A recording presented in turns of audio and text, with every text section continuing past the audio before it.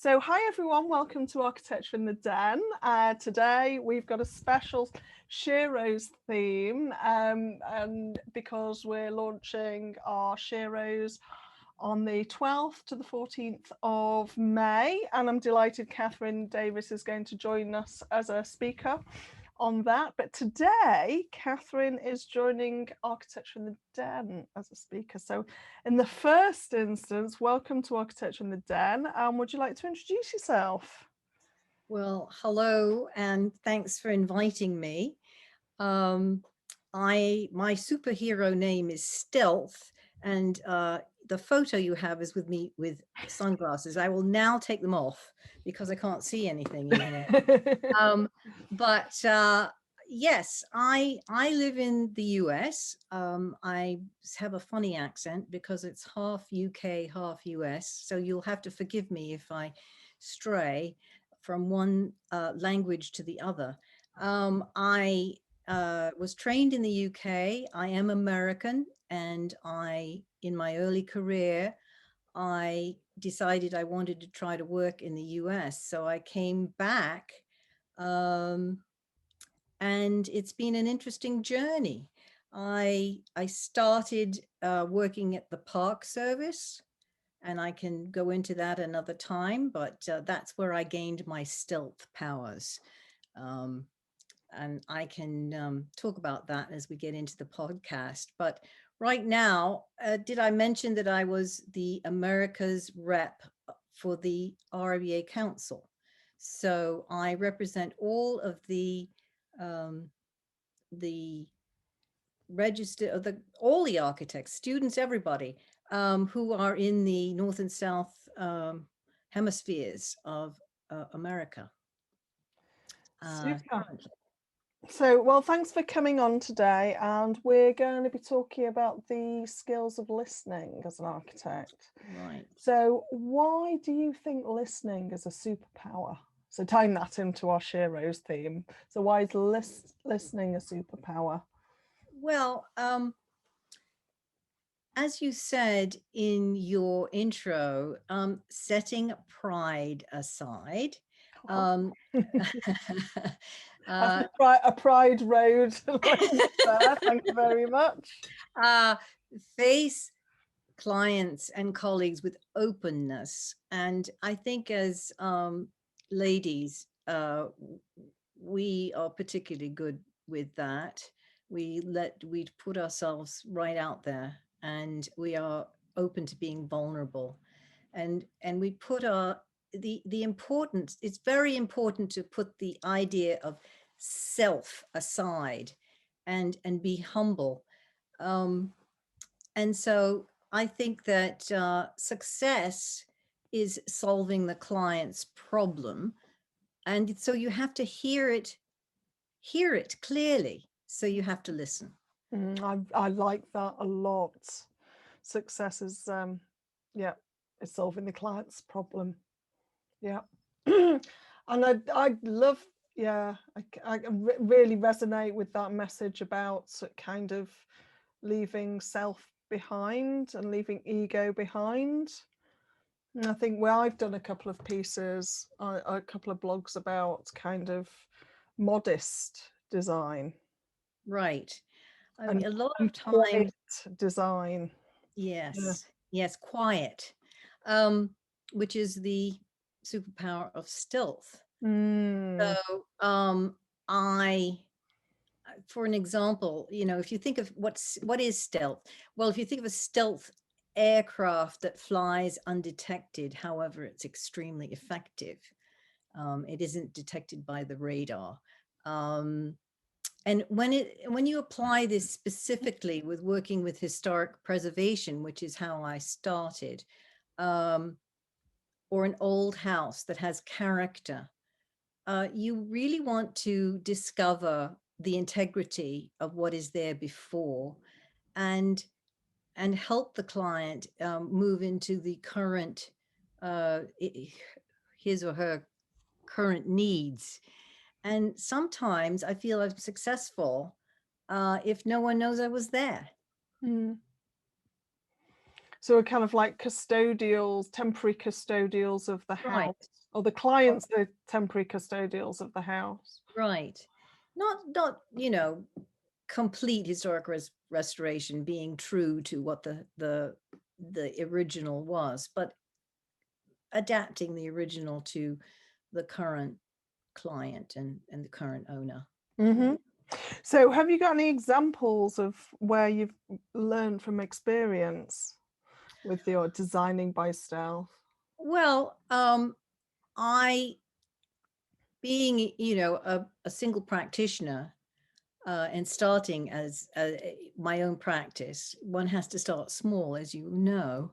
Um, and so it happens that you're brought in to do a kitchen or an extension or to fix up a house. And in one case, the house was completely disheveled. I mean, it was falling down. In fact, we have a program here where on TV where they fix up old houses, and they bring in contractors and you watch it. You probably, I think you have design, whatever it is. It used to be like that, although your design programs have become more ambitious now in the UK. But most people thought it was a tear down. But my client liked the idea that he didn't want to build a new house. He didn't want to have, he wanted a stealth house. He did not want to have a statement of, here's my new home, I am rich. So we spent as much money, if not more, first building the inside of the house, and then taking down the outside of the house and building the outside of the house. And really, it fit right in because no one really knew that it was a brand new house, but it was designed by stealth. And Love I know it. I'm successful if the assessors come in and they say, "Oh my goodness, they don't build houses like they used to," and I smile and say, "Oh no, they don't." Yeah. No, we're sort of similar here. I think I remember my second house that we lived in, it was a Victorian terrace in Chorlton, and it looked really modest from the front. So it's a mid terrace. You had to go down an alley to get down to the backyard, back garden, and it just looked like a two-story from the front. Ground floor and first floor, and actually it was 4 stories. So kind of like as a lot of Victorian terraces, it was kind of like split level down to the kitchen and then cellar underneath and attic on top. But so it was a 4-bedroom house, but it just looked so modest from the front, and I just love that. I love that you walk in and you open it up, and it's your private space. It's that public private thing. I Mm. mean, in a new situation, if you think about some of the designs, and I have made these designs. I haven't actually built one as yet, but one that is set into the hill, so you don't really see Mm. what it is, or a grass roof, or uh, something that really blends in the landscape and doesn't stand out. Mm. Mm. That is in a new build can be almost as effective. Yeah. Uh, I mean, I might be controversial here, but do we think that that's a female skill? Um, you know, it does. I mean, it's not a topic I've ventured onto on my podcasts, but is there a difference? I mean, it'd be really interesting, actually. Well, I guess we can't generalize at all, but maybe to take a poll or do a little survey or something like that. It's it like, might be that we're more willing to do that.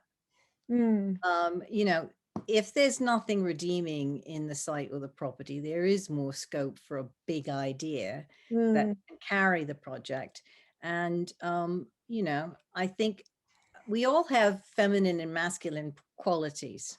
mm, to us. And I think a masculine quality, whether it's portrayed by a female or not, would say, well, let's have a big idea, and that will be a standout design that will carry the project. Whereas a female might quality that a man might have would be, Mm.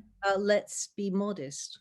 I mean, this is interesting because in Pride Road we talk, it's a franchise offering, and so we're offering the opportunity to run your own architectural practice as kind of like a Pride Road partner, so with our support. And we find that it was set up to help kind of working mums kind of just stay in architecture, and use the skills that they've worked bloody hard to Right. earn. But one of the limiting factors is kind of like there's a lot of limiting beliefs, especially after you've had kids. It's that confidence thing.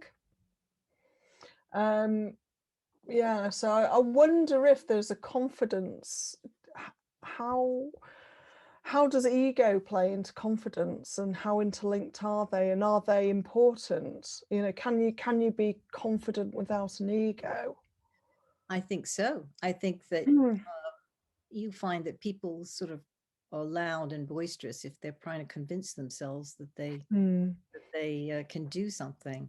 I That's think that being a mother, I mean, what could be more important than being a mother or a mm, father, mm, bringing up a child? mm, And I think the experience of motherhood or fatherhood is, it can do nothing but contribute to us being better architects and better listeners. absolutely. I mean, just the things that I've learned through just kids and stuff. Um, you know, it, certainly about home, place, city, town. Mhm. Just how sort of you've got a kid, and each time you go through a different kind of life stage Mhm. Mhm. with your babies, which are kind of very quick. It's like every 5 months or something. They kind of like they do new things. You've got different sets of challenges. The house has different sets of challenges. The street, the parks, the places, the city, the transportation. And then you've got that through the whole of our life cycle. And then, yeah, definitely. Well, I think that's a wonderful thing, having a franchise. That's a very American idea, actually, to have Mm. a franchise. I hope you open up in the US. But Well, I am looking for a master franchisor. mm, If anyone's well, listening who might want to get in touch. Yeah. well, I think that having your own business as a mother is the only way to go, because you can give attention to your business and attention to your children, and you're your own boss. Mm. So you can hire people when you need to give attention to your children, and you can, I mean, to your business, and you can do the important things with your Absolutely. children. I remember you said to me offline, we were talking about a sandwich. Oh yeah, yeah. I Well, love that. that's my mother was a professional lady. She was a composer and a musician, and that was her line. I think life is a sandwich. You do a lot, and you get yourself all set, and then you take a little break, and you start with the family, and then you come back roaring. And she did, but in actual fact, she never took a little break.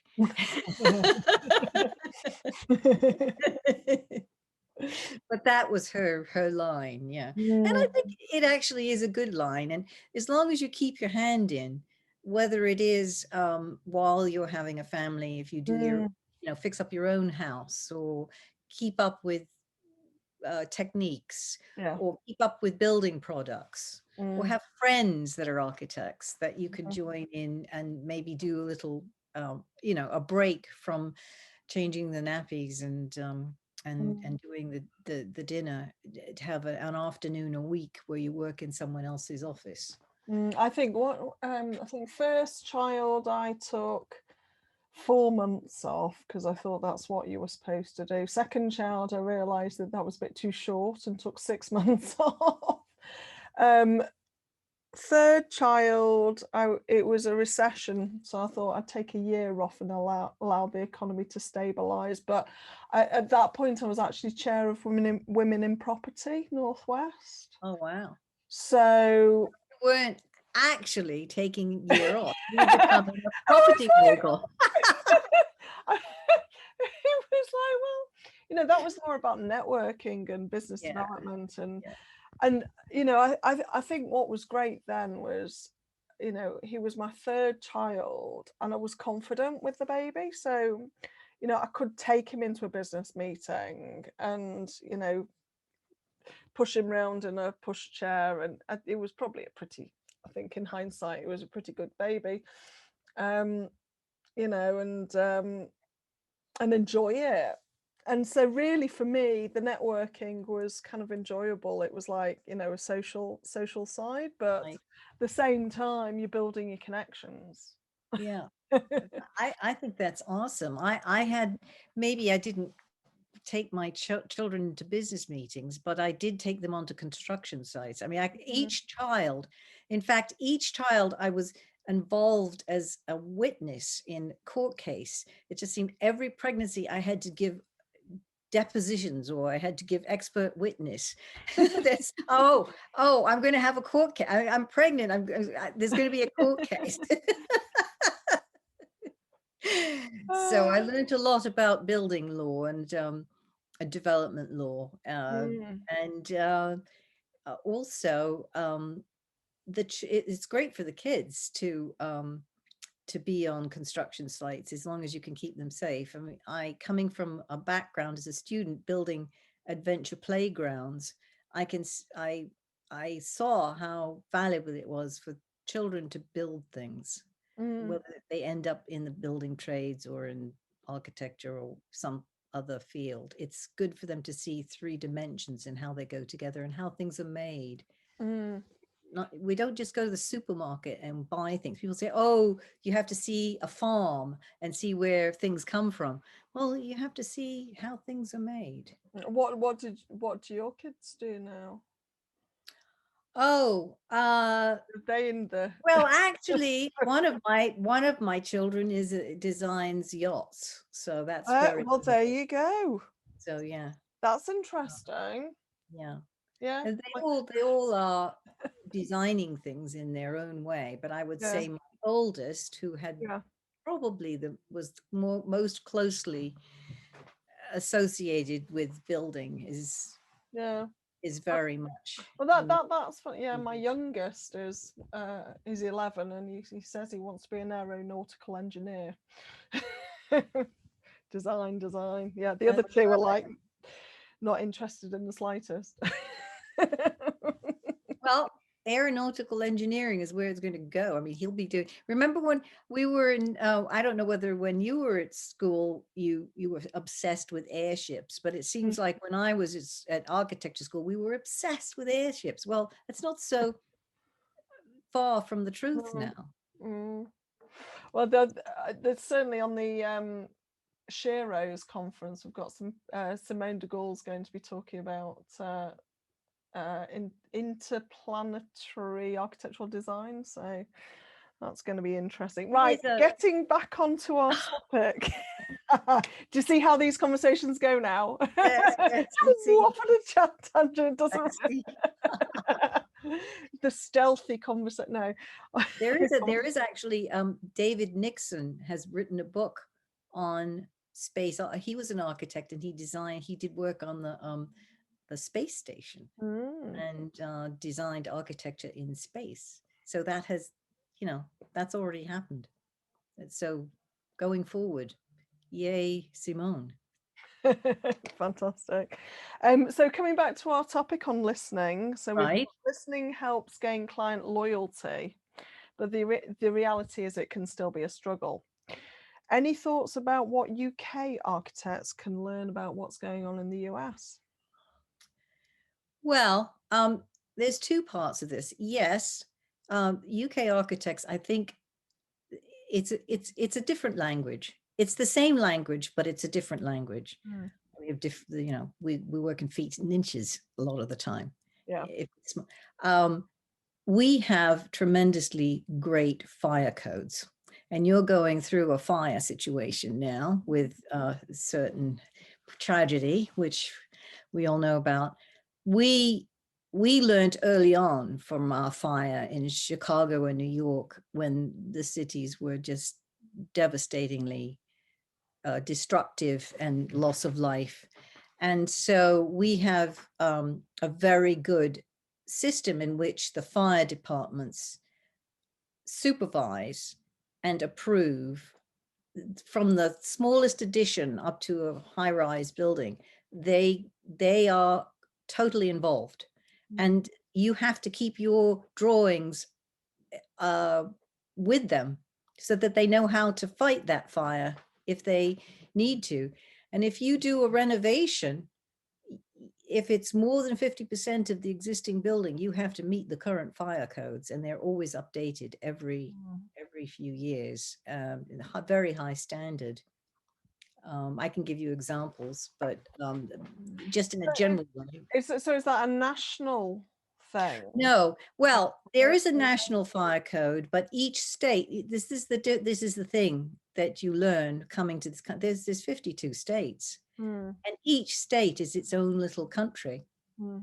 Not quite as bad as the EU, but almost, because each state licenses its architects and its engineers and has its fire. And not only that, but each town has its fire department and licenses and has its own code. There's several different codes, and some towns have one code and some towns have another. They're very similar. It's mostly the National Building Code, but they could, and for instance, if there's a building control officer who doesn't want to upgrade to the new code, he'll say, no, I'm having all my approvals of this 1978 Boca code, which I had to deal with once. I had to dig up an old copy of a code because some things had changed. It wasn't necessarily that they had become more stringent. Some things might have become less stringent, but he was going to retire in a couple of years, and he had no intention of learning a new code. So each jurisdiction has its own little approvals, and you have to get used to that. And being licensed in the US is an interesting journey. And we're going to hopefully have a reciprocal agreement with the ARB, NCARB and the ARB, with about 35 states. That still leaves a few extra, but So does the NCARB cover the 35 then? yeah, I'm not sure if it's 35 or 32, but it will include California, which is good. It does not include New York. Okay. New York has its own. In fact, you have to become licensed in New York as a standalone thing. They have their own rules. It's completely separate. They do not recognize. So each time do you have to go and set exams every time you want to? Yeah, they may have. I mean, for instance, in California, you'll have to set an additional seismic exam and study for that to understand earthquakes. But at least all of your Part 3 legal, and after you've worked, I'm not sure how long what the actual terms of the agreement may be, but they will accept most of what you have as a Part 3 qualified architect. I mean, what I've always been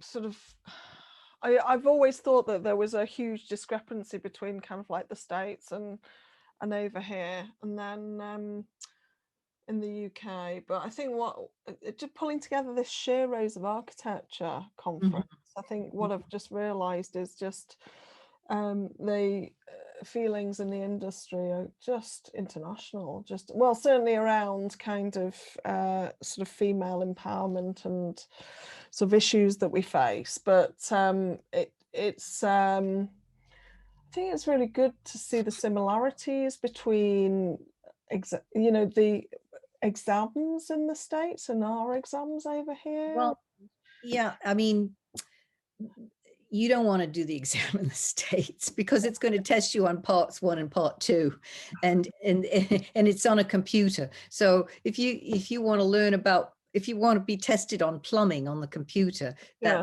that's kind of like what the exams are. So in actual fact, we can learn from each other. I do know, having talked to NCARB, that they're very impressed with how Part 3 architects are trained and are willing to accept our qualifications. And once ARB gets it together, we're going to have a great collaboration, which really we can learn from each other. I mean, there is a lot that being in architecture school for 5 to 7 years, depending on your program in the UK, is different, because in the US, your specific architecture training at school is only 3 years, although you've already had an undergraduate degree, but it could be in English. Yeah. So we come out in the same in the end when we become qualified, but in the beginning it's a learning process, and I think the mobility issue is very important. So how does that work in the States? So what's the youngest you could qualify at? Let's see. I mean, depends when you start university. So you have 4 years at university. Say you start at 18, so that's 22. Then you have another 2 to 3 years in architecture, so that's 25. And then you have to have a 2 years working, or you could have 2 years in between working, but you have to be working while, after you're qualified. So they really count the skills that you're learning in undergraduate university. Right. So is such that as what you can do, writing and yeah. okay. So See, in the UK we do A levels or whatever it is now. I mean, I did A levels. I love And so, a maths A level is pretty, it comes high up in what you do in university in the US.